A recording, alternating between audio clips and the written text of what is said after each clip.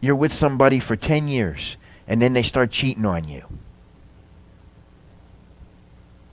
Their communication is fairly obvious.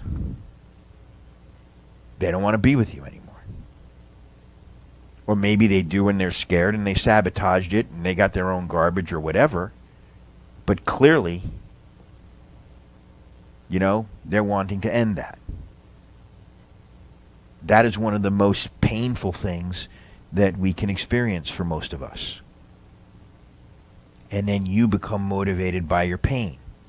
And then you get all tied up in knots inside. And your problem is not what happened out there. What that person did, they already did. It's already in the past. It's done.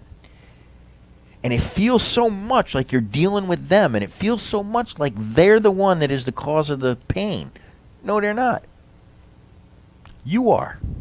You are the cause of your own pain. And you can stop causing that pain.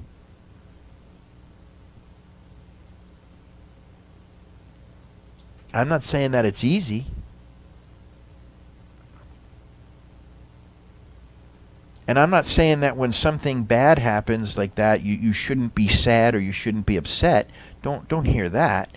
Because you're not going to escape being human, and I don't want to set some bar for you that's not realistic.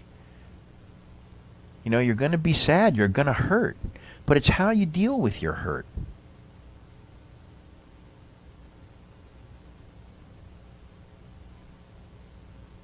If you've been in a relationship for some time and your partner comes up to you and says, I don't know, I'm not feeling this anymore. The appropriate answer is okay. What are you going to do?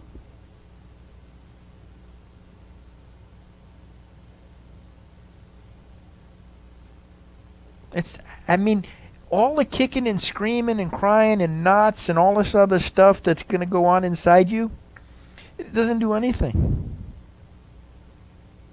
You get to decide how much you suffer before you accept reality.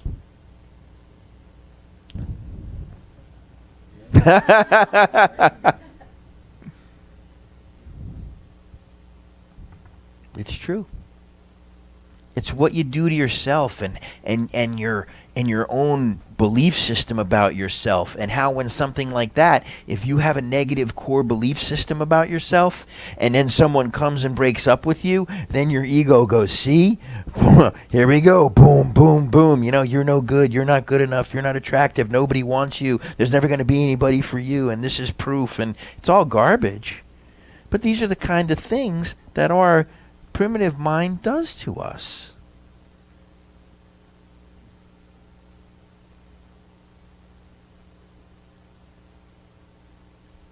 Not fun. But when you realize that you are not the mind, and you realize that you are the one aware of what the mind is programmed to do, and you're looking at that, you can say to the mind, stop it. Go lay down.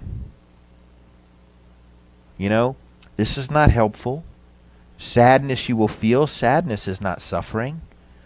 Sadness is a catharsis. Sadness heals you.